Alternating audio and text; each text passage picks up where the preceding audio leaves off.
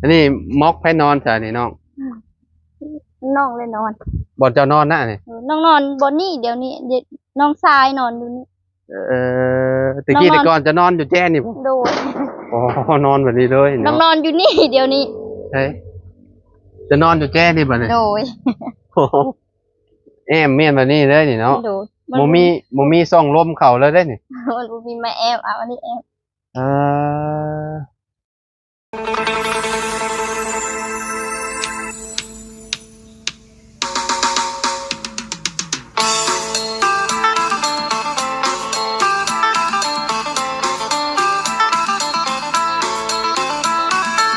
กราบสบายดีพ่อแม่พี่น้อง FC เบิร์ดสุขุทุกคนเด้อพี่น้องเด้อเนาะบ่สิอยู่ในและก็ต่างประเทศพี่น้องก็ยินดีต้อนรับเข้าสู่ช่องบ่าวลาวชาแนลเด้อพี่น้องเด้อเนาะมื้อนี้พี่น้องเฮาก็อยู่ที่เฮือนซาลัดแปดน้องเพ็ญเพิ่นพี่น้องเนาะอ่าหลายคนก็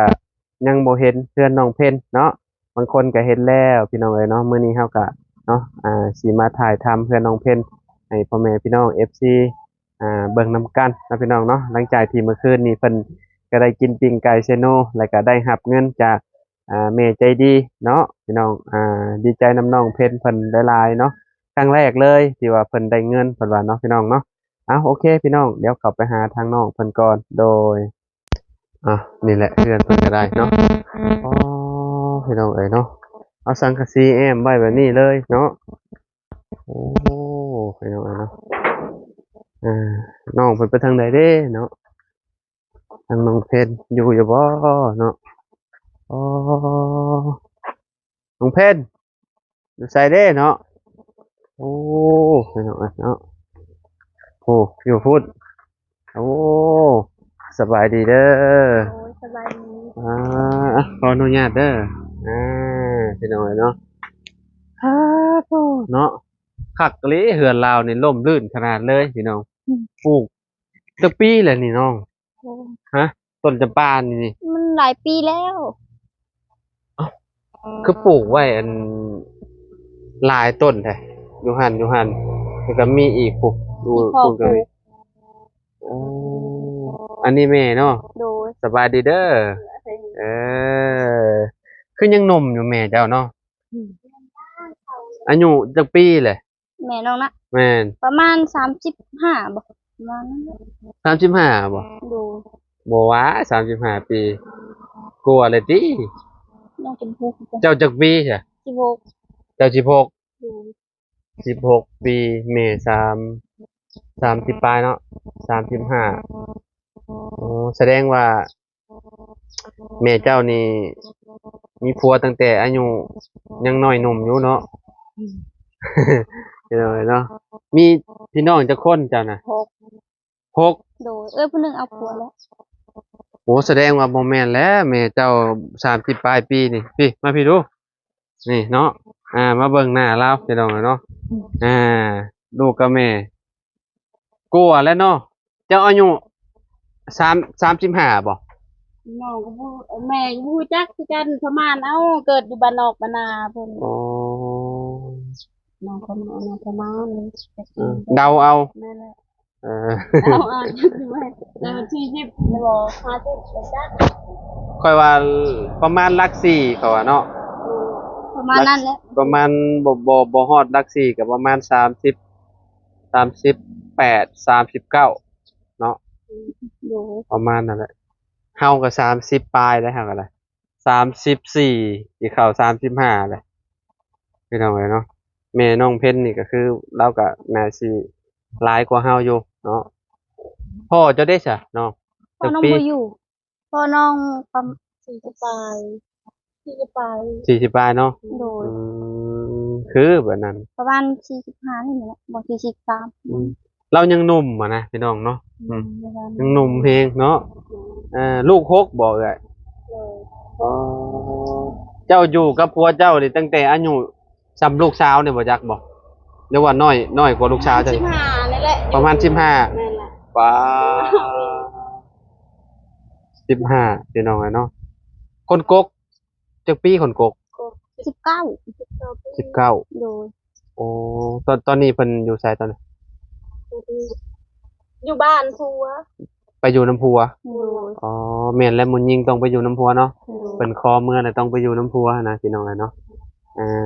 เพิ่นก็มีลูกแล้วบ่ มีแล้วผู้หนึง มีผู้หนึงบ้านได้แล้วเอาผัว ตลาด หึ ตลาดอยู่ชายแดน อยู่ติดกับชายแดนเลยบ่ โดย อ๋อ บ้านตลาด บ้านปลาลาด อืม อ่า มันก็เลยคน เราเทิงคือกันเนาะ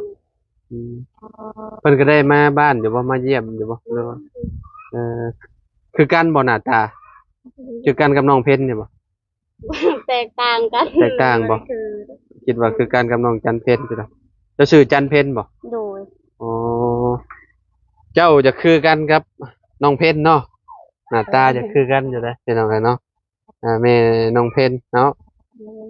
หยุดมื้อนี้บ่ได้ไปเฮ็ดเวียกบ่ มาแล้ว หักก็มาเลย ยาติดขาหยา ฉีดยาขาหญ้าให้เพิ่น ที่ ขอ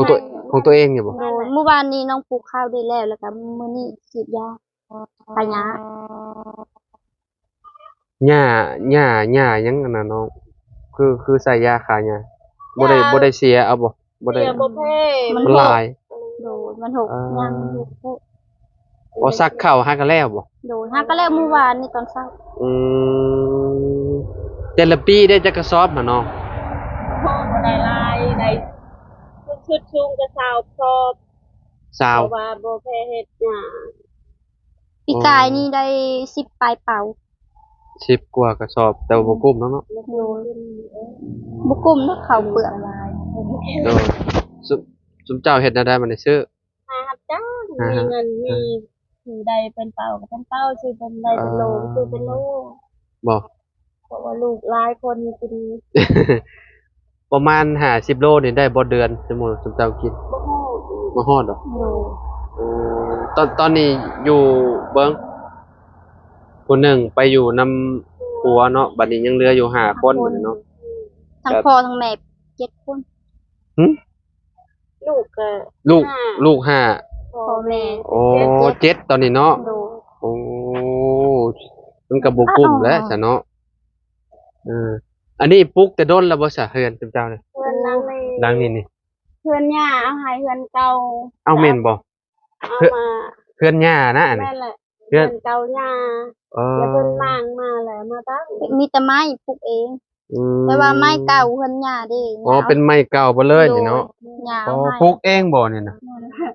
เสาก็บ่ได้เสียนเลยนี่เนาะเออคิดว่าเป็นเฮือนแบบอันเพิ่นปลูกเอาเองใช่ดอกเนาะ อยู่เพื่อนนี่ค่ะก็ได้ โอ้แบบนี้เลยโล่งๆแบบนี้เลยนี่เนาะขออนุญาตเบิ่งหน่อยเด้อเนาะแบบนี้เลยนี่เนาะว้าพี่น้องเอ้ยเนาะปอกงโป่งเป่งๆแบบนี้เลยเนาะ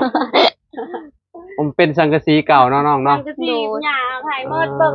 แม่นอนก็เปียกหมดลูกอยู่บนหัว เปียกเบ่เลยบ่ นั่นแหละ ฝนตกก็เปียก แถวนี้นี่หัวเบ่เลยบ่น้อง โดยฝนสะรถคันฝนตกห้ามเลย พี่น้องเนาะคักอยู่ไม่แป้นนี่แต่ว่าสังกะสีนี่ติเนาะ แล้วเป็นแม่กระจ๊ะ คือบ่ซื้ออันแผ่นติดหามาติดน้องเพชร มีเงินซื้อเขา โอ้ยซื้อมาติด น่าจะคือเขากินกันยากเลย อืม เอามาที่อยู่ โอ้แบบนี้เลยนี่เนาะพี่น้องเอ้ยเนาะเพิ่นเฮ็ดพ่อบ่เป็นคนเฮ็ดนี่นะ โดย ให้เอ้ยน้องช่วย เอ่อ มาช่วยเอ้ยน้องมาตั้งใจ ที่นี่ก็คือที่ของตัวเองเหรอวะ นั่นแหละ แม่ อ๋อใครแน่ซะเนาะฮอดไสนี่น้อง เป็ด จะอ้อมหัว กวางอยูแต่นะฮอดปุ๊บสุดปุ๊บ ฮอดไสสุดพูนเลยบ่ โดย โอ้ฮอดหม่องเขียวๆนะพุ่นเนาะ โดย อืม อันนี้จะฮอด ฝั่ง สุด ฝั่งนี้ก็สุดพุ่นเลยบ่ โดยอยู่ อันมีหยังซะนี่น่ะ อันนี้เฮือนเก่าแต่เก่าน้องอยู่ตัวนี้แหละน้องเกิดเฮือนหลังนี่แหละ เอ้าแม่นบ่ โดย แต่ก้าวชุมเจ้าอยู่เฮือนหลังนี้บ่ แม่น โอ้เฮ้ยทางเขา เด้ โอ้เป็นแบบนี้เนาะ โดยอันสิเข้าไปเบิ่งบ่ โอ้ใส่เบิ่ง เพื่อนน้องโทรนอน อืม เป็นค่ะอันสิเข้าเบิ่งบ่ ใส่อยากเบิ่งอยู่เป็นแบ มั บ น ไหน มีแต่หากไม้เลย แบบนี้เนาะ โดย อืมโอ้บ่อนพ่อจะนอนนี่ โดย พี่น้องเนาะ แบบนี้เลยนี่เนาะอ๋อเป็นหม่องโกดังแล้วนี่เนาะ โดยแต่เก่าน้องอยู่นี่ เก็บเครื่องเก็บของพี่น้องเลยเนาะตะกี้เจ้าเกิดอยู่หลังนี่เนาะ แม่นเพื่อนตัวนั้นน้องฮักก็อยู่ประมาณ10 ปีนี่แหละ หลังเก่าตะกี้แต่ก่อนพี่น้องหลังอันนี้หลังใหม่เนาะ โดย อันนี้คือเฮือนเป็นเฮือนอ่ปู่กับย่าเพิ่นเอาให้แม่นบ่ แม่นให้ไม้แล้วก็ปลูกเอง ให้แล้วก็มาตะกี้อยู่ไสเฮือนหลังนี้เนาะเพิ่นอันน่ะ หย่าน้องนะ แม่นเพิ่นตั้งอยู่ไสตะกี้ เพิ่นมาสั่งอยู่เซโปน เพื่อนหย่าน้องอยู่เซโปน เดี๋ยวเพิ่นมาเพิ่นมาส่งมาให้ อืมอ๋อเพิ่นอยู่เซโปนผู้บ่ โด นี่ ย ฮะแล้วเพิ่นเอามาให้ซุมเจ้า แม่น อ๋อเอามาให้ลูกชายเนาะ โดย อืม เพื่อนนอน บ่มีเฮือนอยู่เนาะบ่คะแนนว่าเฮ็ดดีๆมันก็สิโอเคอยู่หอเนาะเป็นไม้อิหยังมันก็ถือว่าโอเคอยู่ได้ไม้นี่มันเนาะ ไม่ก็จะอันนี้ไม่แดงตรงเลยตะกี้เนาะ ไม่ถือว่าดีอยู่ได้ไม่เนาะพี่น้องเนาะ เรื่องทางนั้นยังแต่เพื่อนนี่ละมา อ๋อฝั่งนี้ก็แอมแบบนี้เนาะพ่อเจ้าเฮ็ดเอาเองแบบนี้เนาะน้องเนาะ แม่น เออ ทางนั้นมันสิบ่ได้แอมสัง อัน กะ นี้คื สี ออันนี้คือหยังซะนี่ อั เนาะ นนี้เฮือนครัว ขีดตะไคร้เนาะบ่อนดังไฟ โดยบ่เฮ็ดกิน บ่อนเฮ็ดอยู่เฮ็ดกินเนาะโอ้พี่น้องเอ้ยเนาะแบบนี้เลยเนาะเวลาฝนตกมันก็เปียกอยู่แล้ววะ เปียกเบิด มันฉาดเขาเนาะนี่ โด เนาะ ยสังกะสีก็หัวเวลาฝนตกมันก็ สัง เปี กะ ยก สีมันเป็นสังกะสีเก่าเด้ แม่น บนรถเป็นหูกระโปรงเต็งอยู่พี่น้องเนาะอ่ะมุมนี้เป็นได้ซะเนาะ อ่ะสังกะสีแอมมุงนี้ อ๋อเอามุมนี้เป็นสังกะสีบ่ โดย อันนี้มันยังฉายหย่อนลงมาเนี่ย แพร เอ่ออันประตูเนาะ โดย อืพี่น้องเอ้ยเนาะมุมนี้บ่มีไม้พาบ่พอเนาะ โดย ก็คือเอาสังกะสีแอมเนี่ยพี่น้องเนาะเฮือนน้องเพ็ญพี่น้องเอ้ยเนาะFC หลายคนอาจสิยังบ่ฮู้พี่น้องหลายคนก็ฮู้แหละเนาะเอ่อผู้ติดตามใหม่อันนี้ไม้หยังซะเนาะ มันยังโบ เอาตัวลุ่มน่ะได้ ทั้งลุม โดย ไม่ยังทั้งลุมเนี่ยทั้งลุมเนี่ยมันก็บ่ฮู้กันดอกไปแล้วบ่ มันโดนแล้วเนาะ โดย อืมอันนี้ไม้ยางโบงเพิ่นเอามาน่าสิเอามาเฮ็ด เฮ็ด เส้น เฮ็ดพื้นมา เฮ็ดเส้นหรือว่าเฮ็ดพื้นปูเนาะ โดย พี่น้องเอ้ยเนาะแบบว่าอ่ามันบางอันมันดอกมันยังเพิ่นก็เปลี่ยนออกเนาะอันนี้คือสิอันนี้หากระปุกได้10 ปีบ่น้อง โดย โอ้เวลาฝนตกก็พากันส้นแจนั่นแจนี่ติมันหัวเนาะพี่น้องเอ้ยเนาะประมาณนี้พี่น้องก็ยังใครอยู่เฮือนน้องเพิ่นบ่เซเนาะ โดย คะแนนบ่เซคือเฮือนน้องน้ำนี่โยงานเข้าแล้วพี่น้องเอ้ยเนาะน้องน้ำเฮือนเซอันนี้ม็อกไผนอนจ้ะนี่น้อง น้องเลยนอน บ่เจ้านอนน่ะนี่ น้องนอนบนนี่เดี๋ยวนี้เดี๋ยวน้องทรายนอนอยู่นี่ ตะกี้ น้องนอน แต่ก่อนจะนอนอยู่แจ้นี่บ่ โดย อ๋อนอนแบบนี้เลย น้อง เนาะ นอนอยู่นี่เดี๋ยวนี้ เฮ้ยจะนอนอยู่แจ้นี่บ่เนี่ย โดย โอ้โหแอมเมียนแบบนี้เลยนี่เนาะ โดย บ่มีซ่องลมเข้าเลยเด้นี่ มันบ่มีมาแอมเอาอันนี้แอม เอตะกี้มุมนี้เนาะ โดยนี่น้องทรายนอน น้อง ก็ ชาย นอน บัดนี้เป็นเอื้อยบัดนี้นอนมุมนี้ โด เนาะ ย อืมเวลาฝนตกก็บ่หัวบ่ หัวเล หัวย หรือบ่หัว หัวสังสีมันหัว เฮ้ยโอ้สังกะสีเป็นมุงแบบนี้เลยนี่พี่น้องสังกะสีห้องนอนน้องเพิ่นพี่น้องเอ้ยเนาะนี่แบบนี้เลย มันหัว เนาะ เบิดนี่เสา โอ้ ก็ เอ็มมาแบบนี้เนาะ โดย เอ็มแพรบัดมาแบบนี้ห้องนอนเพิ่นนี่พี่น้องเนาะโอ้มันก็ฮ้อนบ่เว้าแล้วนี่เนาะ หอนแหละ ฮ้อนเกียงมันแหละแบบนี้เนาะห้องนอนผู้สาวพี่น้อง แต่มุมนั่นก็คือแบบเงื้องเลยได้เนาะน้องเพชร แม่อ้าวท่านอยู่ มันเงื้องขึ้นแล้ววะฮะ โดย เงื้องว่ะอันสังกะสียังเงื้องจะเลยเงื้องอยู่พี่น้องเลยเนาะอืมเพื่อนหลังใหญ่อยู่แต่ว่ามันแบบมันบ่ได้คุณภาพพี่น้องเนาะมันเป็นเฮือนเก่าเด้ เราต้องเฮ็ดดีๆเด้คะแนนเฮ็ดบ่ดีนี่หัวคักปัญญาเนาะยามฝนนี่แฮงคัก แม่นบ่ แต่ละปีสุมเจ้าไปอยู่แถวใดซะเวลาฝนตก ไปอยู่แบบนี้แหละ อยู่ตามอยู่นี่แห ตา ละ มมีตามเกิด โดย อืมดอกจำปาปลูก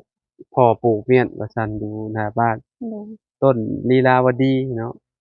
พี่น้องเอ้ยเนาะบางคนก็ว่าปลูกไว้เอาไว้หยังบุเราก็บ่เข้าใจดอกพี่น้องคนแต่กี้แต่ก่อนมักปลูกไว้ดอกอันนี้เนาะมีอยู่หน้าบ้านแล้วก็อยู่หม่องเฮือนเลยนี่เนาะคือสิหลายปีแล้วต้นนี่เนาะก็ว่าเนาะ แต่ทุกเดือนหนึ่งทุกเนี่ย ได้แล้ว10 ปีเนาะอ่าเด้ เพราะว่าพ่อเพิ่นมักจะปลูกแนวดอกไม้แล้วก็เพิ่นมัก เอ่อต้นอื่นก็บ่ปลูกเนาะ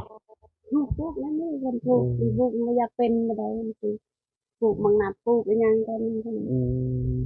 มีหลายๆอย่างอยู่ในเรือนเราเนี่ยเราปลูกเนาะมีข่ามีต้นกล้วยต้นหลายๆเนาะแนวที่ว่ามันใส่แนวอยู่แนวกินได้เนาะต้นบางนุ่มบางนัดก็ปลูกเนาะต้นอันนี้ก็ปลูกนี่ต้นอิหยังบ่นะบ่ฮู้ดอก แม่ก็มีทุกคนอย่างเพิ่นก็ปลูกเป็นสวยงามเพิ่นก็ปลูก อืมยังหนุ่มเนาะแม่น้องเพชรเนาะพี่น้องเนาะเออไปใส่เบิดสะลูก เพิ่นไปทางเพิ่นแม่นเฮา ไปหลินเทิมนะครับ ๆผลิตบ่ น้องยังน้อยๆเบิด ยังบ่ได้ใหญ่ ยังน้อย ประมาณซำใดซำนี้ ๆแม่นผู้หนึ่ง2 ปีผู้ คนหนึ่ง2 ปี โดยเป็น ซำกันติกับลูกข่อย ลูกข่อย2 ปีกับ8 เดือน แม่นแหละฉันพร้อมกันแหละ อ่า ฮอดเดือน8นี่3ปีเต็ม เฮาเดือนเก้าจังอันนั้น อันนี้เดือนแปด อืมโอ้พี่น้องเอ้ยเนาะพ่อแล้วบ่ลูกหรือว่าจังใด พอแล้วก็ยายแล้วเลี้ยงบ่ปลูก โอ้ขนาดว่าเลี้ยงบ่กุ้มแล้วนี่เนาะยังบักหลายคนนึงพี่น้องเอ้ยเนาะเลี้ยงง่ายบ่ฮะเลี้ยงลูก ก็ง่ายอยู่ง่ายเป็นง่าย บ่ค่อยได้ไปโรงหมอบ่ มันเสือไปเสือบ่ได้ไปเจ็บเป็นก็ต้นไปนั่นแหละจะดีเองบ่มีเงิน อืมเนาะอยู่เขตนี้แบบเด็กน้อยเลี้ยงง่ายพี่น้องเอ้ยเนาะแบบแทบสิบ่ได้ไปหาหมอเลยบางคนหันนะแต่พ่อกับเจ้าจังมีลูกหลายคนเนาะคือเฮาเนี่ยโอ้ยยามเป็นไข้กับไข้ดุได้เรียนติดเลยพี่น้องเอ้ยเนาะเด็กน้อยเนาะอ่าอ้ายเนาะเฮือนเพิ่นก็สิประมาณนี้เป็นจั่งใดกินปิ้งไก่แซ่บอยู่บ่ครั้งแรกบ่เจ้ากินอืมเรากินครั้งแรกบ่เนาะ โดยน้องมาให้เมื่อวานนี้แม่ก็ดีใจผู้บ่มีอาหารกินเมื่อวานนี้ ถึกจังหวะเลยเนาะ โดย เอ่อผู้ใหญ่ใจะดีเพิ่นนั่นแหละให้ชื่อมาให้เนาะเฮ็ดน้องเพชรเพิ่นไปซอยเวียกซอยงานทางบ้านตู้7ปีมื้อนั้นแหละพี่น้องเอ้ยเนาะเอ่อทีมงานเพิ่นเนาะน้องหลาน้อยน้องน้ำน้องเพ็ญมื้อนั้นพี่น้องเอ้ยเนาะไปซอยกันเนาะซอยอ่ายกบ้านเราเด้มื้อนั้นพี่น้องเพิ่นพากันไปเฮ็ดอาหารเนาะซอยกันล้างผักล้างหญ้าว่าซั่นซะพี่น้องเอ้ยเนาะมื้อนี้ก็ได้ เนาะมาถ่ายให้ FC เบิ่งพี่น้องเพื่อนน้องเพนเพิ่นเนาะก็ประมาณนี้เนาะเพื่อนเพิ่นก็ได้เพื่อนหลังใหญ่อยู่ได้พี่น้องแต่ว่ามีแต่หมองหัวๆเนาะเพื่อนเพิ่นก็ได้คักปัญญาพี่น้องอันนี้ก็ห้องเพิ่นเฮ็ดแต่โดนแล้วบ่ห้องนี่นะน้องเพชร โดย อ่าอ๋อพ่อบ่เป็นคนเฮ็ดให้ โดยผู้มีบนนอนเฮ็ดนี่เอา บ่มีบ่ เนาะ นอนเนาะบ่มีบ่นอนไปนอนอยู่หม้องหันมันก็คนหัวใส่เนาะพี่น้อง อย่างน้องนะเด้อน อนเรียงกันเลยเนาะ โดย อื ห้อง ม ก็บ่มี แบบว่าโล่งๆเขาได้เนาะน้องเพิ่นก็จะส่วนโตวนี่แหละพี่น้องเนาะของว่าเพิ่นก็ยังบ่ได้มีครอบครัวเด้เนาะเพิ่นก็ต้องอยากมีห้องเป็นของเจ้าของฝั่งนั้นก็ห้องน้องชายฝั่งนั้นเนาะ อืม เพราะว่าน้องชายก็อายุเท่าใดแล้วบุ 10 10 ปีบ่ 11ประมาณนั้น กำลังเริ่มสิเป็นบ่าวเนาะ โดย พี่น้องเอ้ยเนาะอ้ายเนาะโอเคซะพี่น้องเอ้ยเนาะตอนนี้ก็ได้เบิ่งเพื่อนชาลันแป้นน้องเพิ่นเรียบร้อยแล้วตะ กี้แต่ก่อนก็น้องเพิ่นเกิดอยู่มุมนั้นเพิ่นว่าเนาะคลอดเวลาคลอดน้องเพชรนี่คลอดอยู่ห้องหมอเลยอยู่เฮือน อยู่หมอพิศรา ออกอยู่ห้องหมอบ่อืมเป็นยังไข้อยู่ซะเนาะออกอยู่ห้องหมออ่าคิดว่า มันเป็นปลักกันนะเด้ อืมพี่น้องเอ้ยเนาะคิดว่าเพิ่นเกิดอยู่นี่เลยเนาะบ่แม่นเนาะอืมโอเคโอเคพี่น้องเอ้ยเนาะจังใดก็เป็นกำลังใจให้น้องเพิ่นเพิ่นเด้อพี่น้องเด้อเนาะมื้อนี้ได้มาอัปเดตเรือนชานให้พ่อแม่พี่น้อง FC เบิ่งนำกันเนาะมื้อไหนเดี๋ยวจังว่ากันใหม่อีกพี่น้องเอ้ยนะคันว่า FC ว่าไปอัปเดตน้องเพิ่นให้เบิ่งอีกแหน่ก็สิได้มาถ่ายทำให้พ่อแม่พี่น้องเบิ่งนำกันนะพี่น้องเนาะสำหรับคลิปนี้เนาะเฮาก็ขอตัวแล้วพี่น้องไว้พ้อกันใหม่เด้อไปน้องเพิ่นสบายดีเด้อสบายดีเด้อแม่เด้อไปพี่น้องสบายดีและสวัสดีขอบคุณ FC ทุกคนเด้อพี่น้องเด้อเนาะ